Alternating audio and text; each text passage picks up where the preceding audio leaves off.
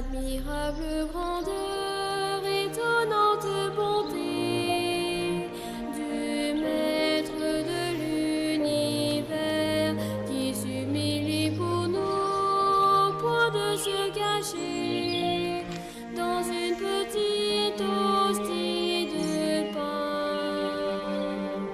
Voici la lune. Regardez l'humilité de Dieu.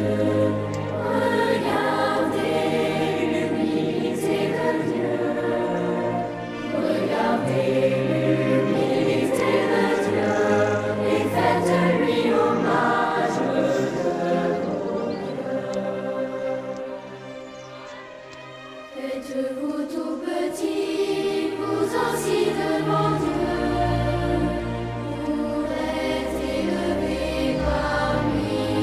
Ne gardez rien pour vous, offrez-vous tout entier à ce Dieu qui se donne à vous. Regardez l'humilité de Dieu.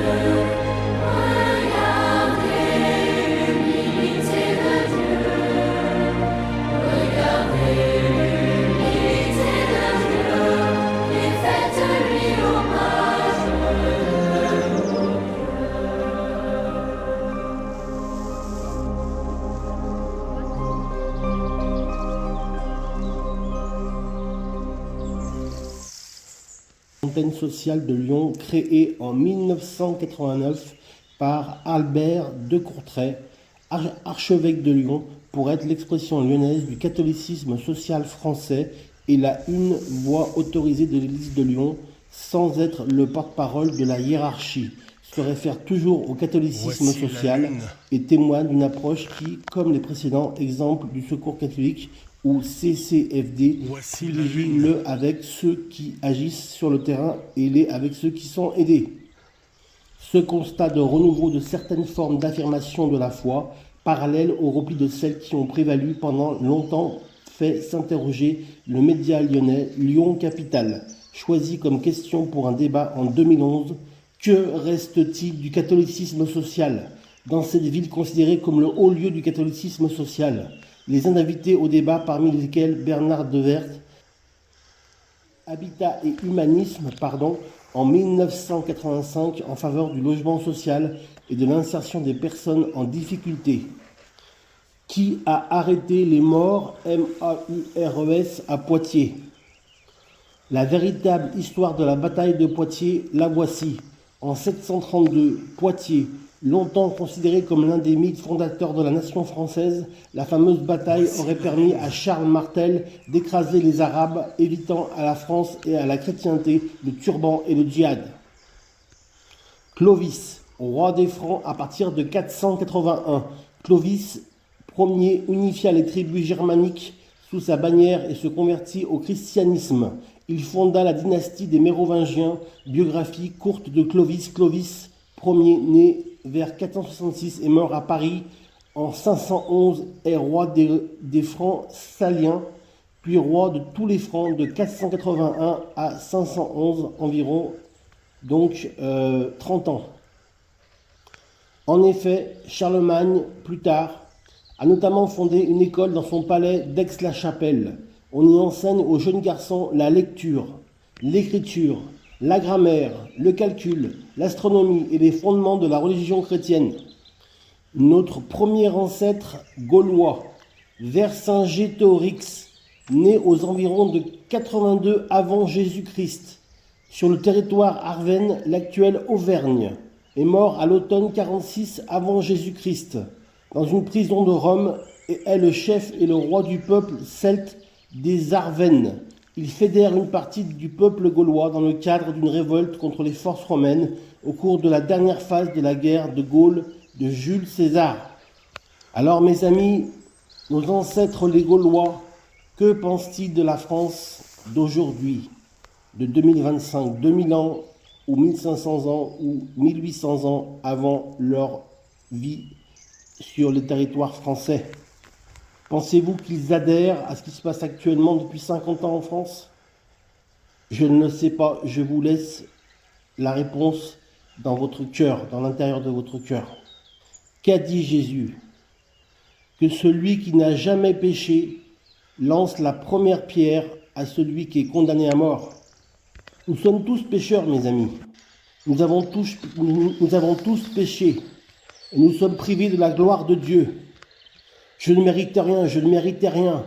Et Dieu a envoyé son Fils afin de me remplacer sur la croix. Comme le village des Gaulois de Astérix et Obélix ont résisté à la guerre des Gaules au temps de Jules César, avec les centurions, les légions de soldats, le petit village des ancêtres gaulois, des Gaulois, Astérix et Obélix se joue aujourd'hui. Est-ce que nous, les Gaulois, nous allons résister à la masse de migration qui arrive? Voici Ou la plutôt lune. qui est arrivée avec des phases répétitives et des migrants qui arrivent en masse depuis 50 ans sur notre territoire. Je n'ai rien à dire, je suis issu de l'immigration moi aussi. Je suis la 3e génération à vivre et travailler en France. Mes parents étaient miséreux au début de leur mariage. Ils se sont retroussés les manches, ils ont travaillé 16 heures par jour, artisans, commerçants, dans le commerce, dans l'artisanat. Puis la réussite sociale a pointé le bout de son nez. Puis avec le travail et travailler intelligemment, nos parents ont pu vivre et puis produire de la richesse et puis donc s'enrichir. Mais pour cela, ils ont beaucoup travaillé. Il ne comptait pas ses heures. Mon père ne comptait pas ses heures. Il embauchait à 7 heures le matin pour finir à 20 heures, entre 20 heures et 22 heures le soir. La France, une démocratie fidèle à son honneur. L'honneur de la France, c'est la loyauté, c'est la fraternité, c'est l'égalité, c'est la liberté. Je demande 4 mesures au nouveau président qui va être élu après 2027, après M. Macron, après le président actuel. Premièrement, arrêter l'immigration. Notre contrat est rempli, nous avons accompli notre devoir d'accueillant. Maintenant, c'est à d'autres pays de le faire, des pays d'Europe du Nord, par exemple comme la Finlande, la Norvège, la Suède. Voici Arrêter la le lune. flux migratoire. Nous ne pouvons plus intégrer ces personnes, même si elles sont dans le besoin. Voici Notre la accompagnement au niveau des migrants ne peut plus durer de la sorte. Nous devons arrêter le flux migratoire massif. Nous ne sommes plus en capacité de pouvoir les prendre en charge. Prendre en charge ces usagers, ces personnes qui sont dans le besoin et qui ont besoin, ce ne sont pas les personnes que nous jugeons ou que nous privons de la France, ce sont leurs problématiques. Nous ne pouvons plus accueillir les gens qui sont dans le besoin. Les migrants, je parle. Deuxièmement, il faut sortir de Schengen rapidement. La première mesure que le nouveau président devra prendre, c'est sortir de Schengen. Schengen, c'est une erreur. C'est une erreur parce que nous avons raté, ça fait 30 ans, ça fait depuis 2000 que nous sommes avec Schengen, et donc ça fait exactement 25 ans que nous avons profité de ce système qui a démontré ses limites. Sortir de Schengen rapidement. Troisièmement, Voici la lune. franciser, tout franciser, que les petits écoliers qui arrivent en France puissent apprendre le français, qu'ils puissent le lire, qu'ils puissent venir à l'école de Charlemagne. Donc, apprendre l'écriture, la grammaire, le calcul, l'astronomie et les fondements de la religion chrétienne. Jésus a dit, en vérité, je vous le dis, celui qui croit en moi fera aussi les œuvres que je fais, et il en fera de plus grandes. Parce que je m'en vais au Père, je m'en vais aux cieux, avec mon Père à la droite du Père. Et tout ce que vous demanderez en mon nom, je le ferai, afin que le Père soit glorifié dans le Fils. Afin que le Père soit glorifié dans le Fils. Je suis le Fils de Dieu, a dit Jésus. Si vous demandez quelque chose en mon nom, je le ferai, j'exaucerai cette prière. J'exaucerai votre prière. Amen. Alors ma prière pour la France, c'est que la France sorte de ce chaos, que la France sorte de ce chaos et dans ce gouffre, c'est une crevasse, nous allons tomber dans la crevasse, dans la fissure de la guerre civile. Mes amis, redressez la tête et aimez, bénissez sans cesse peu importe la race, la religion, peu importe, tous les Français qui sont Français actuellement le sont parce qu'ils ont adhéré aux valeurs de la France. Alors, dans la chronologie de la France, vous avez vu, il y a eu Charlemagne, il y a eu les morts qui ont été arrêtés à Poitiers par M. Martel, il y a eu Clovis, le premier roi des Francs, et je vous dis, mes amis, la France est une terre chrétienne. Elle doit rester une terre chrétienne. Voilà. Eh bien, la chrétienté, c'est quoi?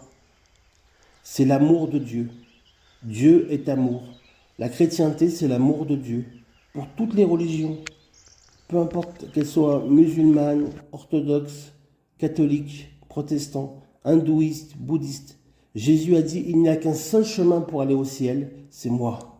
Je suis la porte. Je suis la porte. Si quelqu'un frappe à ma porte et qu'il veut m'inviter dans son cœur, je suis fidèle et bon. Je suis juste et fidèle pour l'accueillir et donc pour être dans que son cœur soit le temple du Saint-Esprit. Notre Père qui es aux cieux, que ton nom soit sanctifié, que ta volonté soit faite sur la terre comme au ciel. Donne-nous aujourd'hui notre pain de ce jour. Pardonne-nous nos offenses comme nous pardonnons aussi à ceux qui nous ont offensés. Ne nous soumets pas à la tentation, mais délivre-nous du mal, car c'est à toi qu'appartiennent le règne, la puissance et la gloire pour les siècles des siècles. Amen.